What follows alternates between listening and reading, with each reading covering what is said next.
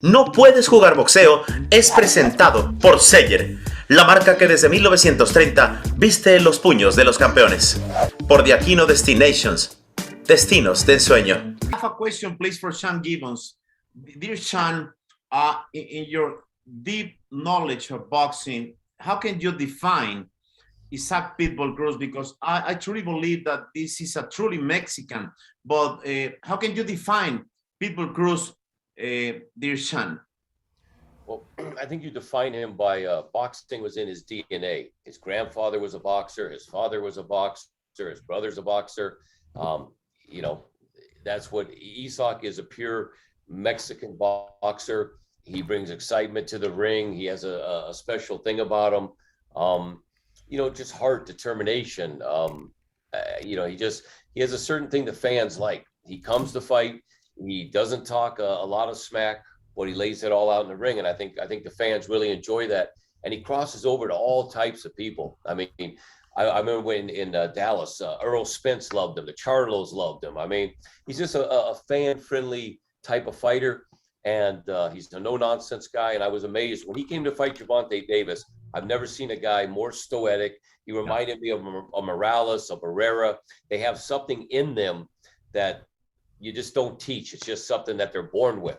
And that's what Isaac Cruz has.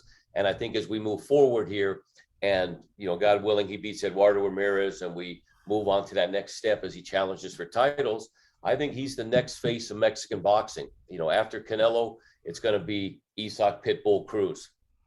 Dear Sean, finally, in a Twitter battle, you and Oscar de la Hoya, you mentioned, hey, Oscar, don't lie. You never sent an offer and you never signed a contract.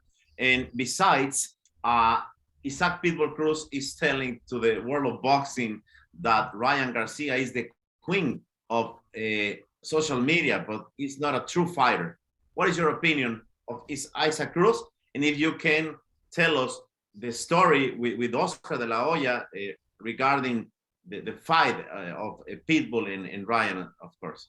Well, it's real simple. I haven't spoke to Oscar. I haven't spoke to anybody personally with Golden Boy. I know there was a lot of going back and forth, and they said they sent offers.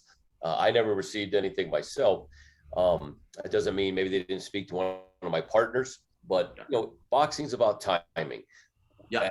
You know, when the WBC ordered Ryan and Pitbull to fight, well, we'd already had a fight scheduled. Ryan had a fight scheduled. So, you know, at that time, I basically just said, let both of them do their fights, and then we'll see where everything happens. You know, Ryan fighting tonight.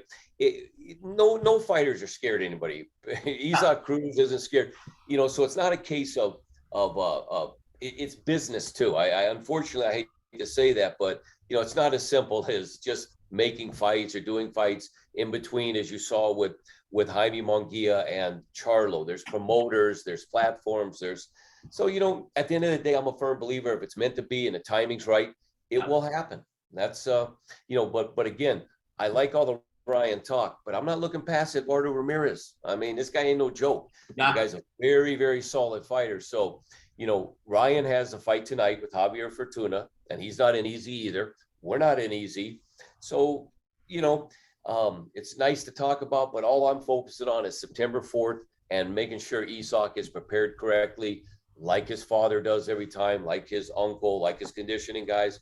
That's really where I'm at. The Ryan Garcia talk is nice, but I'm focused on September 4th and making sure we beat Eduardo Ramirez first. Awesome. Thank you.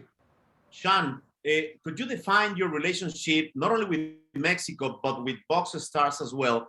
Because I truly believe that Box Stars with only 1 year is a baby. They already have a world champion, and they're working together with you. I truly believe that you can be the most important tool to work in USA. So how can you define this relationship in Box Stars as a company, a young company, but with a lot of experience as well? Yeah, my relationship with Box Stars is Juan Carlos Torres and myself are partners. We both handle ESOP together. And I believe Box Stars is the future of Mexico boxing. Fernando Beltran had a nice run. He's kind of fallen to pieces. You know, brother Fernando doesn't treat the athletes and the people correctly sometimes. Box Stars, they're very fighter friendly. They're just working to do good things. And I'm happy to help them My champion came over and fought their champion. We lost, but it's, everybody works together. So we're just trying to make Mexican boxing better, Filipino boxing. And I think BoxStars has the right ideas that I do to just kind of, build up the fighters and be fighter friendly and make sure the fighters are taken care of sometimes instead of the promoter himself being taken care of.